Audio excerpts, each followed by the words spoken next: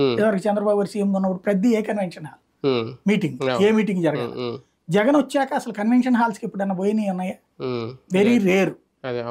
జరిగినాయి అయ్యో అత్యంత రేర్. అది డిపార్ట్మెంట్ వాళ్ళు ఏమన్నా కావాలని పెట్టినాయో భోజనాలు అట్లాంటి వ్యవహారాలు తప్పించి మిగతా అన్ని తన క్యాంప్ ఆఫీసులోనే పెట్టుకున్నాడు జగన్.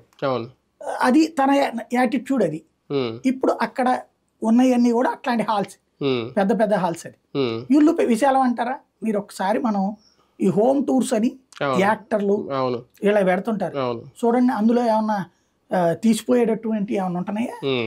ఇవాళ 450 కోట్లు అంటే పెద్ద విషయం కాదు నా దృష్టిలో. రాష్ట్రానికి ఒక పెద్ద ప్రాపర్టీ. కాకపోతే మన ద్వేషపూరిత రాజకీయం కారణంగా వాడకపోవచ్చు.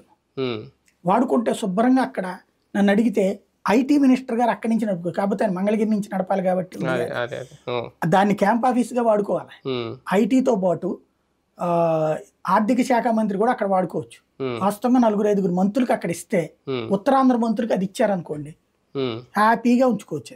కానీ ఎవరన్నా వాళ్ళు కడుతున్న పర్పస్ వేరు, తర్వాత దాన్ని వాడుకునే విధానంలో పర్పస్ మారిపోతుంది. ఇప్పుడు దాన్ని ఇప్పుడు ఏమి క్యాంప్ ఆఫీస్ లాగా దీంట్లో బాబు గారు అయితే వాడడానికి సిద్ధంగా ఉండరు. ఏది చేసినా ఇక్కడ అమరావతిలోనే కడతారు. మీరు అన్నట్టు కన్వెన్షన్ హాల్కి వెళ్తారు, లేదంటే చేస్తారు, లేదో తెలియదు. కానీ ఇప్పుడు తెలుగుదేశం పార్టీ లేదంటే గంటా వెళ్ళి దాన్ని